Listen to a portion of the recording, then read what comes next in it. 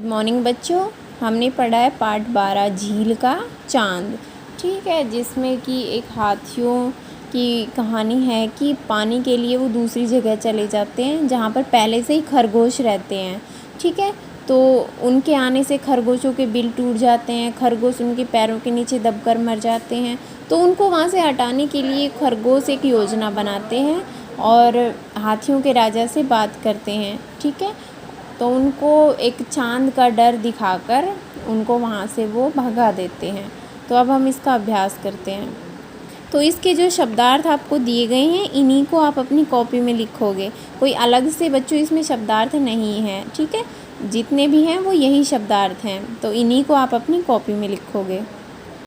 आगे देखते हैं। पहला है सही विकल्प पर निशान लगाइए। कितने दिनों तक चलने के बाद हाथियों का झुंड झील के किनारे पहुंचा? तो वो 6 दिन चले थे। ठीक है। लंबकरण क्या बनकर गजराज के पास गया? तो जो एक खरगोश था वो क्या बनकर गया था? चंद्रमा या चांद का दूत बनकर। दूत क्या होता है? जो कि किसी का संदेशा लेकर दूसरे के पास जाता है। हाथियों का झुंड कहाँ रहता था? जंगल में। अब आते हैं आपके रिक्त स्थान। हाथियों के राजा का नाम, तो क्या नाम था हाथियों के राजा का? चतुर्दत्त। ठीक है। पानी देखते ही सभी खुशी खुशी नहाने लगे। झील के किनारे बहुत से खरगोश रहते थे। किनारे आएगा इसमें। खरगोशों के मुखिया ने एक क्या बुलाई? सभा बुलाई। ठीक है। अब आते हैं सही गलत। हाथियों के बच्चे पानी के बिना बेहाल हो गए। तो ये बात सही है, उनको पानी नहीं मिला तो वो बेहाल हो गए।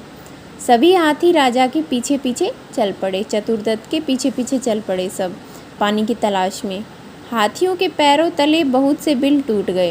ये बात भी सही है, तो ये तीनों आपके सही हैं। लंबकरण हाथियों के राजा से नहीं मिला, ये बात गलत है। लंबकरण ने हाथियों के राजा चतुर्दत्त से बात की थी।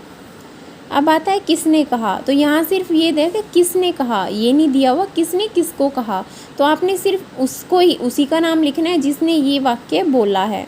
तो किसी के पास है कोई उपाय, ये बात किसने पूछी थी? खरगोशों के मुखिया ने पूछी थी।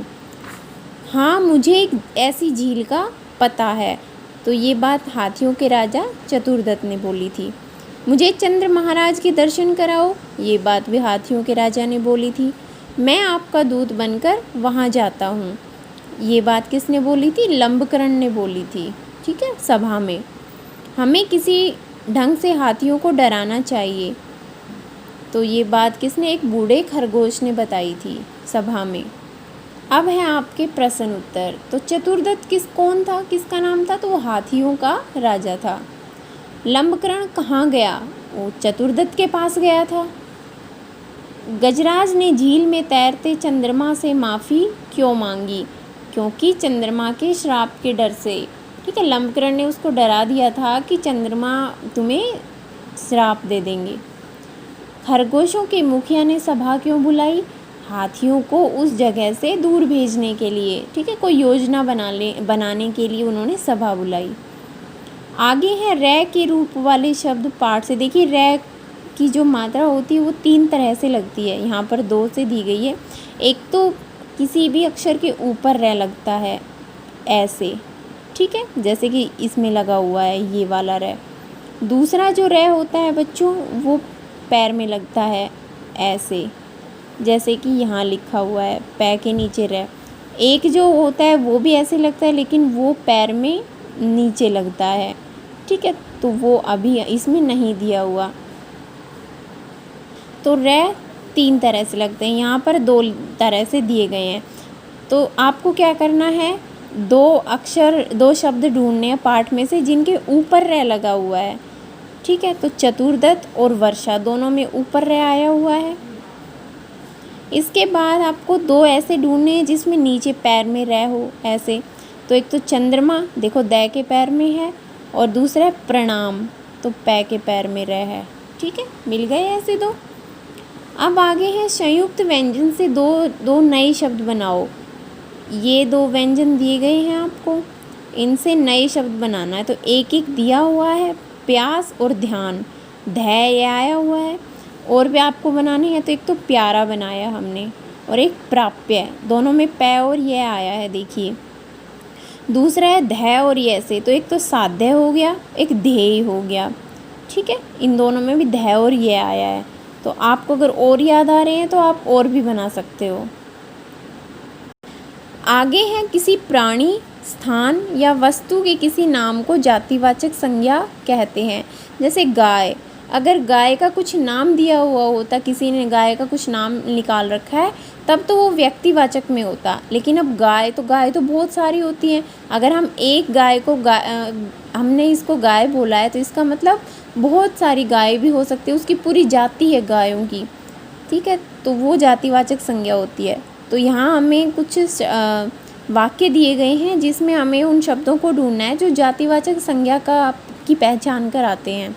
देखिए तालाब, यहाँ तालाब आया है।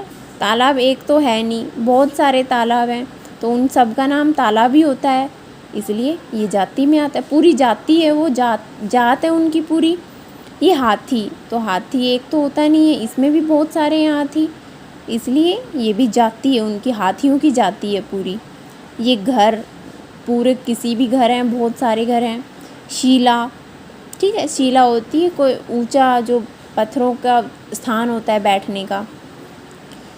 झील भी बहुत सारी हैं। नदी, पानी, ये सब क्या अपनी पूरी जाति का बोध करा रहे हैं हमें कि हमारी भी पूरी जाति है। ठीक है, तो इसलिए ये सारे क्या हैं, हमारे जातिवाचक संज्ञा है। इनको यहाँ मैंने इनको सर्किल किया हुआ है, तो आप यहाँ इनको लिखोगे, इनके नाम जिन पे मैंने गोला लगाया हुआ है। नीचे आपको शुद्ध उच्चारण करके लिखना है। झुंड पहले बोलोगे, लिख के देखोगे, जब सही तरह से लिख लो तो इनको यहाँ लिख देना। आगे आपको कुछ जानवरों की यहाँ पर चित्र दिया गया है और यहाँ उनकी आवाज़ें हैं। आपको पहचानना है कौन सा जानवर की कौन सी आवाज़ है। जैसे हाथी, तो हाथी का चिंघाड़ना होता है, वो चिंघाड़ता है। गाय रंभाती है, रंभाना। सांप क्या करता है, मिमियाना, मिमियाता है। कुत्ता भौंकता है, तो भौंकना।